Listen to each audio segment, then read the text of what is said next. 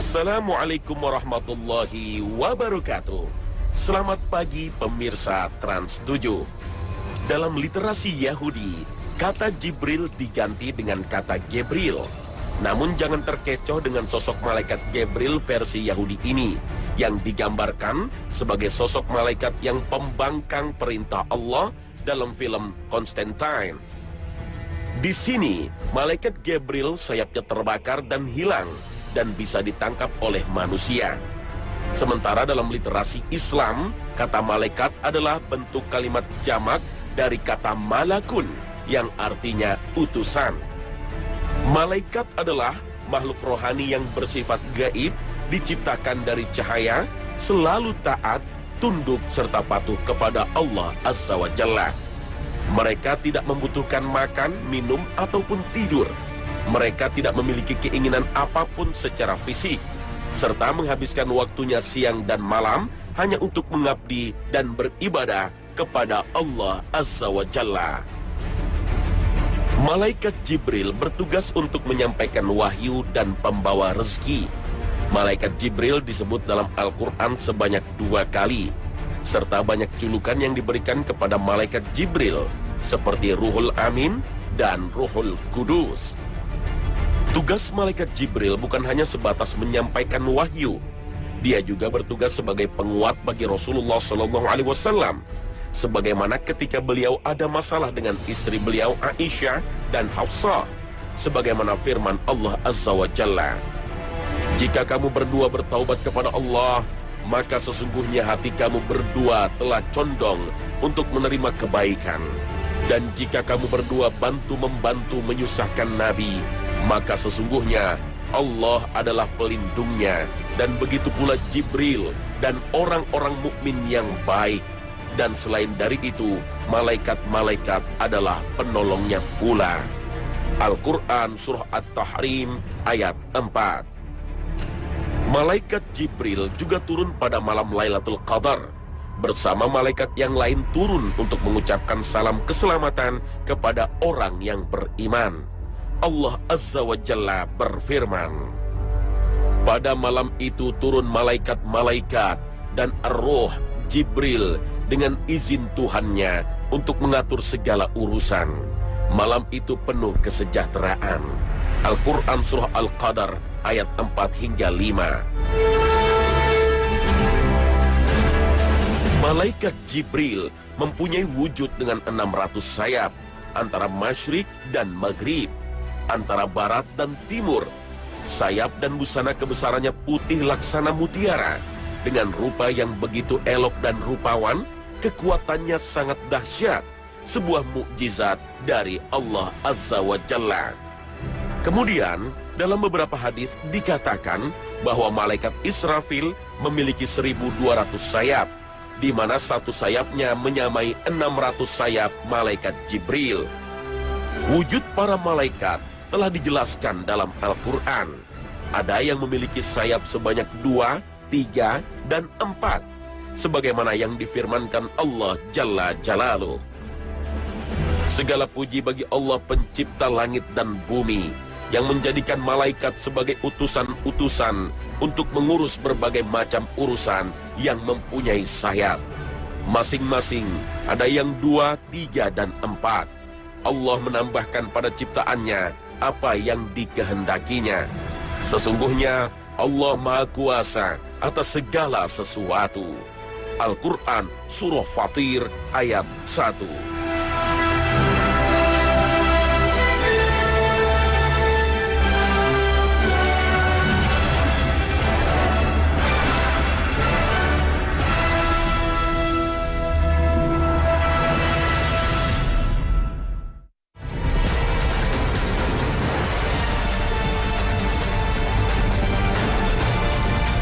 Dari segi bahasa, iman artinya percaya dan membenarkan.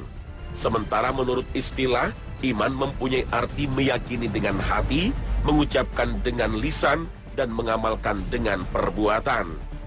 Beriman kepada malaikat berarti mempercayai dengan sepenuh hati bahwa Allah Azza wa Jalla telah menciptakan makhluk yang bernama malaikat. Mengimani keberadaan malaikat merupakan hal yang sangat penting. Kepercayaan tersebut akan memurnikan amalan umat Islam dari segala bentuk kesyirikan. Secara tersirat, Al-Quran telah memberi penjelasan bahwa beriman kepada malaikat adalah pokok keimanan.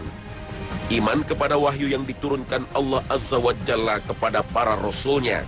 Karena Allah Azza wa Jalla menurunkan wahyu kepada para rasulnya melalui perantara malaikat Jibril.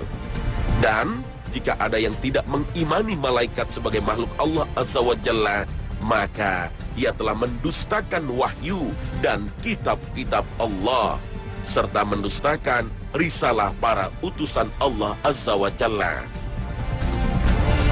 Malaikat adalah salah satu makhluk ciptaan Allah Azza wa Jalla yang bersifat gaib, yang diciptakan dari cahaya. Mereka selalu taat, tunduk, dan patuh hanya kepada Allah Jalla Jalaluh. Malaikat diciptakan Allah Azza wa Jalla memiliki tujuan dan tugas khusus. Malaikat juga memiliki sifat dan ciri-ciri berbeda dengan manusia. Malaikat adalah salah satu makhluk Allah Azza wa Jalla yang tidak dapat disentuh dan dilihat oleh mata telanjang manusia.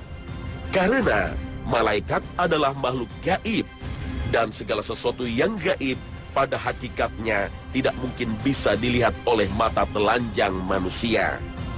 Iman kepada malaikat adalah meyakini dengan sepenuh hati bahwa Allah Azza wa Jalla telah menciptakan malaikat sebagai makhluk gaib yang telah diutus untuk melaksanakan segala perintah Allah.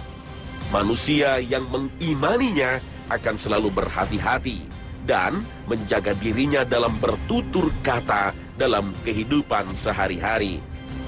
Beriman atau meyakini adanya malaikat, hukumnya adalah fardu ain. Ini merupakan salah satu rukun iman yang kedua di antara rukun iman yang ada. Sebagaimana yang difirmankan Allah Azza wa Jalla, Rasul Muhammad beriman kepada apa yang diturunkan kepadanya Al-Quran dari Tuhannya. Demikian pula orang-orang yang beriman. Semua beriman kepada Allah, malaikat-malaikatnya, kitab-kitabnya, dan rasul-rasulnya. Mereka berkata, kami tidak membeda-bedakan seorang pun dari rasul-rasulnya. Dan mereka berkata, kami dengar dan kami taat. Ampunilah kami ya Tuhan kami, dan kepadamu tempat kami kembali. Al-Quran Surah Al-Baqarah ayat 285.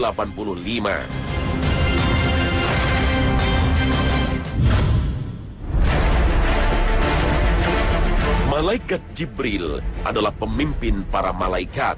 Tugasnya bertugas menyampaikan wahyu, sekaligus mengajarkan wahyu itu kepada para nabi dan rasul. Nama malaikat Jibril disebut 2 kali dalam Al-Quran. Malaikat Jibril juga satu-satunya malaikat yang mempunyai gelar Al-Amin dan Ruhul Qudus. Imam Ahmad rahimahullah menceritakan sebuah hadis yang bersumber dari sahabat Ibnu Mas'ud bahwa Rasulullah SAW pernah bersabda, aku melihat Jibril di Sidratil Muntaha. Dia mempunyai 600 sayap.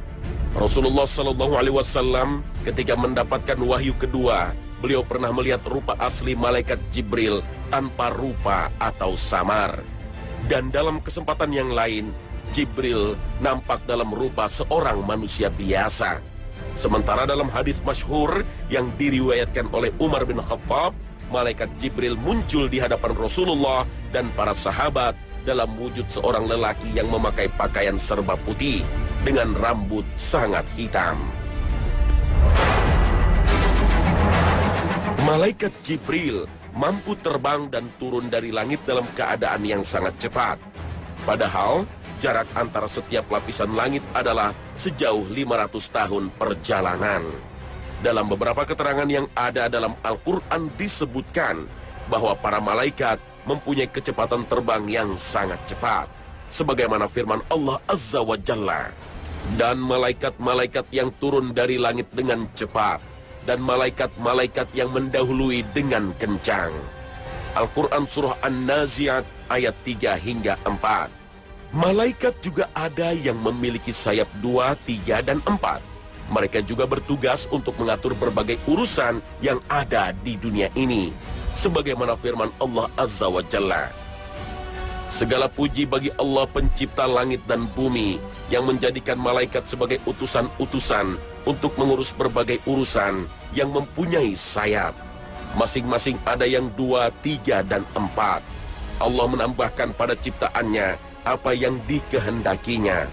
Sesungguhnya Allah Maha Kuasa atas segala sesuatu. Al-Quran Surah Fatir ayat 1. Salah satu rahasia Allah Azza wa Jalla mengenalkan ibadah solat adalah ketika Allah selesai menciptakan malaikat Jibril dengan bentuk yang indah. Dan Allah ciptakan baginya 600 sayap yang panjang. Setelah malaikat Jibril melihat dirinya sendiri, ia berkata kepada Allah Azza wa Jalla, "Wahai Robku, apakah engkau menciptakan makhluk lain yang lebih baik daripada aku?" Kemudian Allah menjawab, "Tidak." Mendengar jawaban Allah Azza wa Jalla, malaikat Jibril pun berdiri dan melakukan sholat 2 rakaat untuk bersyukur kepada Allah Azza wa Jalla.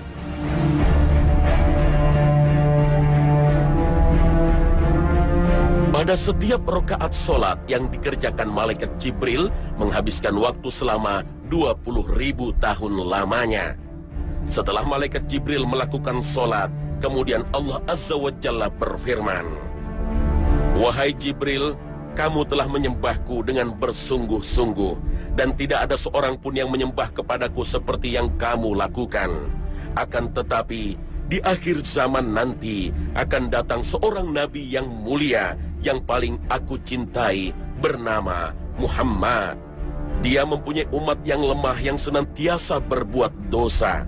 Seandainya mereka mengerjakan sholat 2 rakaat, walau hanya sebentar dengan pikiran yang melayang-layang, dan dosa mereka pun besar, maka demi kemuliaanku dan ketinggianku, sesungguhnya sholat mereka itu lebih aku sukai daripada sholatmu. Karena mereka mengerjakan sholat atas perintahku, sedangkan engkau melakukan sholat bukan atas perintahku." Dan setelah mendengar hal tersebut, Jibril pun kembali bertanya kepada Rabb-Nya, "Ya Rabb, apakah engkau berikan kepada mereka sebagai ganjaran atas ibadah mereka kepadamu?" Maka Allah berfirman, "Ya Jibril, akan aku berikan surga ma'wa sebagai tempat tinggal mereka." Ketika mendengar kata-kata surga ma'wa, Jibril memohon izin kepada Allah agar diperkenankan melihatnya. Maka Allah Azza wa Jalla mengabulkan permohonan Jibril. Kemudian Jibril pun segera berangkat menuju surga ma'wa. Dia bentangkan seluruh sayapnya, lalu terbang untuk menempuh jarak yang amat jauh. Setiap kali malaikat membuka sayapnya, maka dia bisa menempuh jarak sejauh 300.000 tahun perjalanan. Dengan kekuasaan Allah Azza wa Jalla, sekalipun malaikat Jibril memiliki kecepatan terbang yang sangat dahsyat, tetap saja malaikat Jibril tidak bisa sampai kepada surga ma'wa. Malaikat Jibril merasa letih dan beristirahat di sebuah pohon sambil bersujud kepada Allah dan berkata, "Ya Allah, apakah perjalananku telah separuhnya? Ataukah baru 2/3 atau bahkan separuhnya?" Maka Allah Azza wa Jalla berfirman, "Hai Jibril, walaupun kamu mampu terbang 300.000 tahun dengan sayap-sayapmu yang sudah ada, dan aku tambah lagi 600 sayap, niscaya tidak akan bisa mencapainya. Karena surga ma'wa akan aku berikan kepada umat Muhammad sebagai sebuah hadiah yang istimewa dariku, karena mereka mau mengerjakan sholat."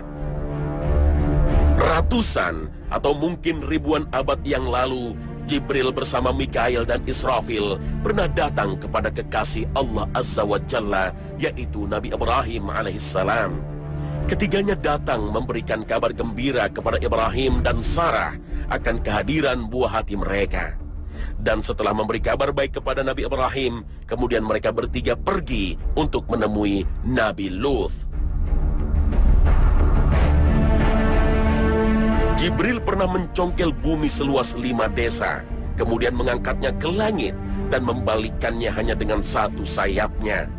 Jibril mengazab kaum Nabi Lut karena perbuatan mereka sudah sangat menyimpang, di mana praktek homoseksual ketika itu sudah lumrah terjadi.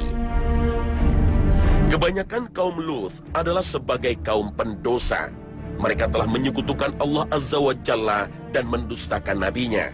Berbuat kotor dengan perbuatan homoseksual yang belum pernah dilakukan oleh orang sebelum mereka, dan senantiasa menantang datangnya azab.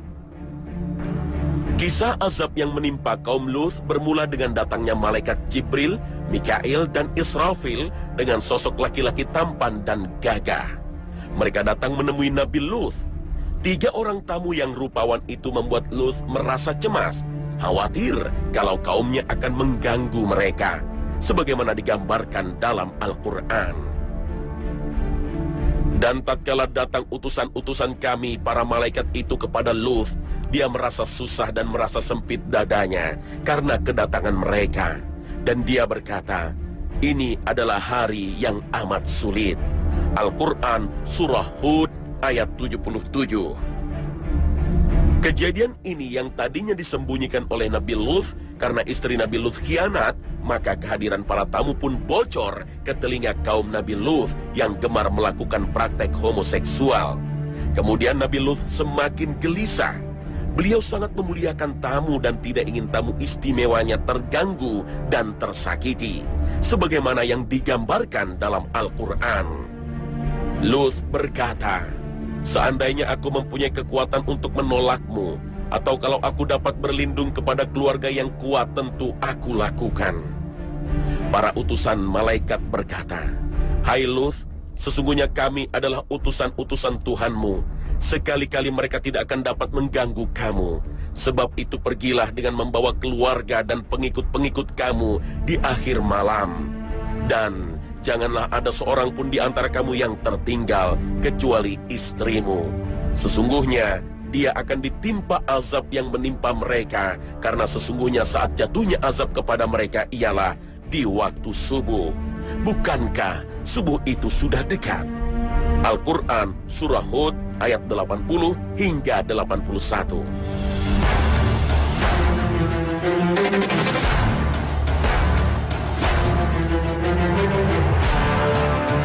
Syahwat satoniyah kaum Nabi Lut makin membuncah liar tak terbendung. Malam itu mereka mencoba mendobrak pintu rumah Nabi Lut. Lalu Jibril memukul wajah mereka dengan ujung sayapnya hingga mereka menjadi buta. Kemudian Jibril memerintahkan Lut dan umatnya yang beriman untuk keluar dari rumahnya. Dan datanglah azab yang pedih kepada kaum Nabi Lut yang durhaka. Di pagi hari, Jibril mencongkel bumi kampung Lut dengan satu sayapnya. Kemudian bumi itu diangkat ke langit pertama dengan segala isinya, hingga penduduk langit mendengar jeritan manusia. Lengkingan berbagai suara, baik itu manusia atau hewan, sangat terdengar jelas oleh penduduk langit. Setelah itu Jibril membalikkan bumi itu, kemudian dilemparkan lagi ke bumi dengan diikuti hujan batu dari Sijil. Imam Qatadah mengatakan, telah sampai kepada kami bahwa Jibril mengangkat bagian tengah desa, kemudian ia lemparkan ke langit, hingga penduduk langit mendengar berbagai jeritan dari manusia dan hewan. Muhammad bin Ka'ab al-Qurazi mengatakan bahwa kampung kaum Nabi Lut itu ada 5 kampung, di antaranya kampung Sodom. Ini adalah kampung terbesar yang dihancurkan oleh malaikat Jibril, Mikail, dan Israfil. Kampung Sa'bah, Sa'wa, Astra, dan Duma. Allah Al-Aziz yang Maha Perkasa sangat mudah menurunkan azab kepada manusia yang berbuat zalim. Coba kita bayangkan, daratan sebesar 5 desa dicongkel dan diangkat begitu saja menuju langit yang tingginya tidak bisa diukur dengan mata telanjang. Mata yang lemah ini tidak tahu berapa jarak pastinya. Pohon-pohon, istana dan bangunan kokoh, manusia dan hewan, segala macam isinya melayang ke langit. Masih pantaskah kita berbuat sombong di hadapan Allah?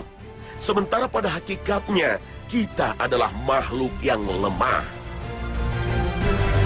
Kita sejatinya terkadang marah kepada Allah Azza wa Jalla. Ketika Allah dengan segala kekuasaannya menurunkan hujan atau memaparkan teriknya matahari ke bumi ini, seolah-olah kita mampu melawannya. Kita terkadang membusungkan dada, mengkritik hukum-hukumnya yang ada dalam Al-Quran dan hadis Nabi, karena kita menganggapnya kejam dan tidak adil. Kita tidak mengenal limit logika kita. Sebagian dari kita juga sering memprotes ketetapan takdirnya. Padahal Dialah Al-Amin yang maha mengetahui dan Al-Hakim yang maha bijaksana. Malaikat Jibril adalah malaikat yang bertugas menyampaikan wahyu kepada para nabi dan rasul. Dalam Al-Quran disebutkan bahwa malaikat Jibril merupakan penghulunya para malaikat. Dan di dalam teks kitab Tanakh, Taurat, dan Injil ada juga yang menerangkan bahwa malaikat Jibril adalah sebagai ketuanya dari para malaikat. Allah Subhanahu wa Ta'ala berfirman, "Katakanlah, barang siapa yang menjadi musuh Jibril, maka Jibril itu telah menurunkannya Al-Quran ke dalam hatimu dengan seizin Allah, membenarkan apa kitab-kitab yang sebelumnya dan menjadi petunjuk serta berita gembira bagi orang-orang yang beriman." Al-Quran Surah Al-Baqarah ayat 97. Dalam perspektif teologis, Jibril adalah sebagai penyambung pesan untuk mengantarkan sebuah pesan dari Allah Azza wa Jalla berupa wahyu kepada para nabi dan rasul, sebagaimana firman Allah Azza wa Jalla. Dan sesungguhnya Al-Quran ini benar-benar diturunkan oleh Tuhan semesta alam. Dia dibawa turun oleh Ar-Ruh Al-Amin Jibril ke dalam hatimu Muhammad, agar kamu menjadi salah seorang di antara orang-orang yang memberi peringatan. Al-Quran Surah Asy-Syu'ara ayat 192 hingga 194. Di dalam ayat ini ada kalimat Al-Quran diturunkan ke dalam hati Muhammad Sallallahu Alaihi Wasallam. Imam At-Tabari mengatakan yang dimaksud adalah agar tidak ada intervensi dari alat indrawi. Oleh karena itu Nabi menyaksikan langsung malaikat dan mendengar wahyu tanpa harus menggunakan panca inderanya. Karena wahyu itu bisa dilihat dengan mata, kepala, dan didengar dengan telinga biasa. Maka orang-orang yang hadir ketika wahyu itu turun akan menyaksikan dan mendengarkan malaikat Jibril. Padahal sebenarnya tidak demikian. Jadi, dalam konteks pewahyuan Al-Quran, peran dan posisi Jibril sangatlah vital. Jika diibaratkan, malaikat Jibril posisinya sebagai pengantar pesannya Allah Azza wa Jalla. Jibril memiliki peran vital terhadap sampai atau tidaknya sebuah pesan yang dikirimkannya. Ada sebuah pertanyaan. Ketika pesan yang ditugaskan Allah Azza wa Jalla telah selesai semuanya dan telah sampai kepada Rasulullah, apakah tugas malaikat Jibril sebagai pengantar pesan Allah Azza wa Jalla telah selesai? Tidak sedikit orang yang berpendapat bahwa saat era kenabian dan kerasulan berakhir, maka saat itulah malaikat Jibril pensiun dari tugas sebagai pengantar pesan Allah Azza wa Jalla. Pendapat semacam ini adalah sebuah kekeliruan besar. Para ulama sepakat untuk membantah pendapat semacam ini. Para ulama beranggapan bahwa meski pesan Allah Azza wa Jalla atau wahyu telah sampai kepada Nabi dan Rasul, namun ada pesan-pesan lain yang harus dikirim oleh si pengantar pesan, meskipun bentuk pesannya berbeda. Dalam konteks inilah, pesan-pesan yang lain itu kemudian disebut dengan ilham. Malaikat Jibril mengirimkannya kepada orang yang dikehendaki Allah Azza wa Jalla, seperti kepada para wali Allah yang soleh. Maka muncullah istilah orang itu mendapatkan karomah, ma'unah, dan sebagainya. Pendapat inilah yang dianut sebagian besar dari kalangan ahlus sunnah wal jamaah. Singkatnya, selama kebaikan masih bercokol di muka bumi ini, maka selama itu pula Jibril yang sering disebut Ruhul Amin dan Ruhul Kudus masih melakukan tugasnya dengan sangat baik. Ia kerap kali menyampaikan atau mengirimkan hal-hal yang positif kepada umat manusia. Membicarakan masalah Jibril sudah pensiun sebenarnya hal yang samar dan meragukan. Sebab, sekalipun era di mana kenabian dan kerasulan telah selesai, Jibril tetaplah bekerja dan tidak pensiun. bahwa maksud wahyu telah berakhir, yaitu pada sosok Muhammad sebagai Nabi dan Rasul terakhir. Malaikat Jibril sebenarnya sangat dekat dengan kita, baik saat tidur ataupun tidak. Bahkan dalam sebuah hadis sahih dijelaskan bahwa malaikat rahmat tidak akan masuk ke rumah seseorang apabila ada patung yang biasa disembah dan anjing. Sedangkan yang dimaksud dengan malaikat rahmat adalah malaikat Jibril. Imam As-Suyuti dalam bukunya Al-Hawilil Al-Fatawa dituliskan bahwa malaikat Jibril masih tetap eksis turun ke bumi. Beliau memberikan sebuah alasan dengan sebuah hadis yang diriwayatkan oleh Imam At-Tabrani dalam kitab Al-Kabir dari Maimunah binti Sa'ad. Dia berkata, "Wahai Rasulullah, bolehkah seseorang tidur malam dalam keadaan junub?" Rasulullah Sallallahu Alaihi Wasallam menjawab, "Aku tidak suka jika orang junub tidur sebelum mengambil wudhu, karena aku khawatir ketika ia mati dalam keadaan berhadas, sehingga tidak dihadiri oleh malaikat Jibril."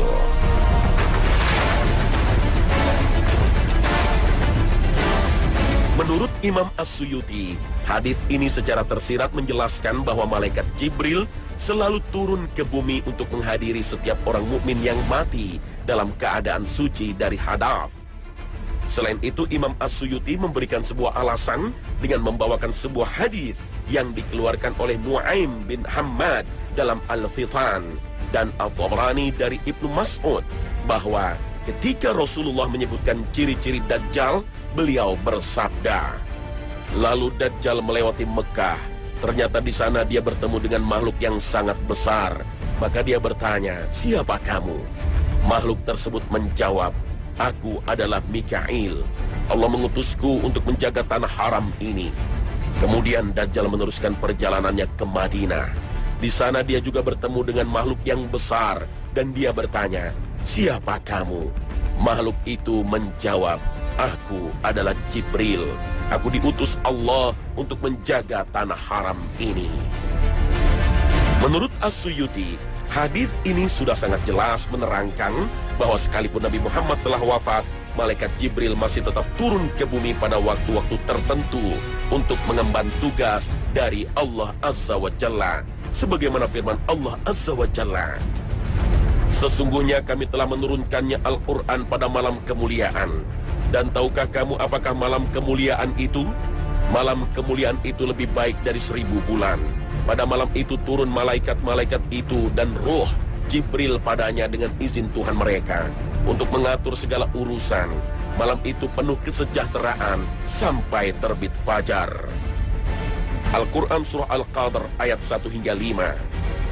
Jangan pernah ada keraguan dalam hati kita sedikit pun, dan jangan bertanya tentang bagaimana caranya para malaikat itu turun ke bumi pada malam Lailatul Qadar. Cukuplah kita mengimaninya saja, karena yang dapat diketahui oleh manusia tentang rahasia alam ini hanya sedikit, sebagaimana yang dijelaskan Allah Azza wa Jalla dalam firman-Nya. "Dan mereka bertanya kepadamu tentang roh, katakanlah, roh itu termasuk urusan Tuhanku, dan tidaklah kamu diberi pengetahuan melainkan sedikit." Al-Quran Surah Al-Isra ayat 85. Syekh Rashid Ridho dalam tafsirnya Al-Manar menjelaskan bahwa malaikat turun ke bumi dalam rangka memberikan kebaikan kepada manusia. Artinya, ketika seseorang itu mendapatkan malam Lailatul Qadar, maka manusia akan selalu terdorong untuk melakukan kebaikan. Dan selama manusia ada yang mengerjakan kebaikan, maka selama itu pula malaikat Jibril akan datang ke bumi untuk memberikan rahmat atas perintah Allah Azza wa Jalla sebagai yang maha pengasih dan maha penyayang. Dengan demikian, tugas malaikat Jibril pasca kenabian dan kerasulan Muhammad Sallallahu Alaihi Wasallam telah jelas. Malaikat Jibril masih tetap eksis turun ke bumi untuk menyampaikan pesan-pesan Allah Azza wa Jalla. Dan perlu ditegaskan lagi bahwa malaikat Jibril tidak pensiun dari tugasnya kecuali tugas menyampaikan wahyu kepada Nabi dan Rasul. Wallahu a'lam bissawab.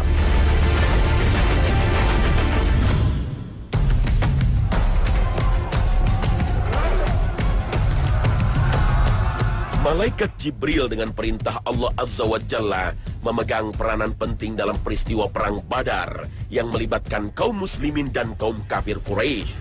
Bahkan Jibril boleh disebut sebagai panglima Badar karena waktu itu musuh kocar-kacir lari tunggang langgang. Sejarah mencatat bahwa peristiwa perang Badar terjadi pada tanggal 17 Ramadan 2 tahun setelah hijrah. Perang ini adalah merupakan perang yang tidak seimbang karena pada waktu itu jumlah kaum muslimin lebih kecil jika dibandingkan dengan kaum kafir Quraisy. Dari pihak kaum muslimin berjumlah kurang lebih 310 orang. Sedangkan dari pihak kafir Quraisy berjumlah kurang lebih 1010 orang. Jika dilihat dari segi jumlah dan berbagai peralatan perang, maka pasukan muslimin jauh dari kata seimbang jika dibandingkan dengan kaum kafir Quraisy. Kemudian Rasulullah SAW memohon dan berdoa kepada Allah Azza wa Jalla. Dalam hadis riwayat Ahmad diceritakan, setelah Rasulullah melihat kekuatan musuh, maka Rasulullah memohon pertolongan kepada Allah Jalla Jalaluh sambil menghadapkan dirinya ke arah kiblat sambil berdoa. Ya Allah, tunaikanlah kepadaku apa yang telah Engkau janjikan. Ya Allah, jika golongan kaum muslimin ini binasa, maka tidak akan ada orang yang akan menyembahmu di muka bumi ini untuk selamanya. Rasulullah SAW terus-menerus memohon pertolongan kepada Allah Subhanahu wa Ta'ala dan berdoa sehingga diceritakan dalam sebuah riwayat sampai kain selendangnya yang berwarna putih terlepas dari pundaknya. Kemudian Abu Bakar datang menghampirinya dan memungut kain selendangnya, terus diletakkan lagi ke pundaknya, dan Abu Bakar tetap berdiri di belakangnya sambil berkata, "Wahai Nabi Allah, cukuplah permohonanmu pada Tuhanmu, karena sesungguhnya Dia pasti akan menunaikan apa yang telah dijanjikan kepadamu." Kemudian Allah Azza wa Jalla mengirimkan 1000 pasukan malaikat yang dipimpin langsung oleh malaikat Jibril. Bahkan para ulama sepakat menyebut malaikat Jibril sebagai panglima perang Badar, karena peranan malaikat Jibril lah umat Islam berada dalam kemenangan. Dalam sebuah hadis yang diriwayatkan oleh Imam Al-Bukhari disebutkan, ketika Rasulullah SAW berbicara kepada Abu Bakar, "Berbahagialah wahai Abu Bakar, ini adalah Jibril sedang memegang kepala kudanya dan ia membawa peralatan perang." Dan dipertegas lagi dengan turunnya sebuah ayat yang ada dalam Al-Quran yang menceritakan bahwa Allah Subhanahu wa Ta'ala mengirimkan 1000 pasukan malaikat yang dipimpin langsung oleh Jibril sebagai panglimanya. Kemudian umat Islam berada dalam kemenangan. Allah Azza wa Jalla berfirman, "Ingatlah ketika kalian memohon kepada Tuhan kalian, lalu diperkenankannya bagi kalian. Sesungguhnya aku akan mendatangkan bala bantuan kepada kalian dengan 1000 malaikat dengan datang berturut-turut." Al-Quran Surah Al-Anfal ayat 9. Dan akhirnya pasukan muslimin berada dalam kemenangan, di mana 70 orang tentara kafir Quraisy berhasil dibunuh dan 70 orang berhasil ditawan, sementara sisanya melarikan diri. Allah Azza wa Jalla berfirman, "Sungguh Allah telah menolong kamu dalam peperangan Badar, padahal kamu adalah ketika itu orang-orang yang lemah. Karena itu bertakwalah kepada Allah supaya kamu mensyukurinya." Al-Quran Surah Ali Imran ayat 123.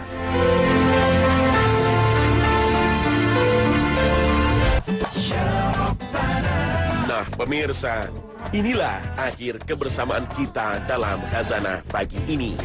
Mudah-mudahan dengan mentadaburi makhluk Allah yang bernama Malaikat Jibril membuat kita semakin taat kepada Allah Azza wa Jalla. Kita hayati kebesarannya dalam takbir solat kita, karena dialah Al-Akbar. Kita agungkan dia dalam rukuk kita, karena dialah Rabb Al-Azim. Kita tinggikan dalam sujud kita, karena dialah Rabb Al-A'la. Innahu ala kulli syai'in qadir. Dialah maha kuasa di atas segala sesuatu. Allahu ya'khudhu bi aidina illa ma fihi khairul lil Islam wal muslimin. Terima kasih atas perhatian Anda dan wassalamualaikum warahmatullahi wabarakatuh. Ya Rabbana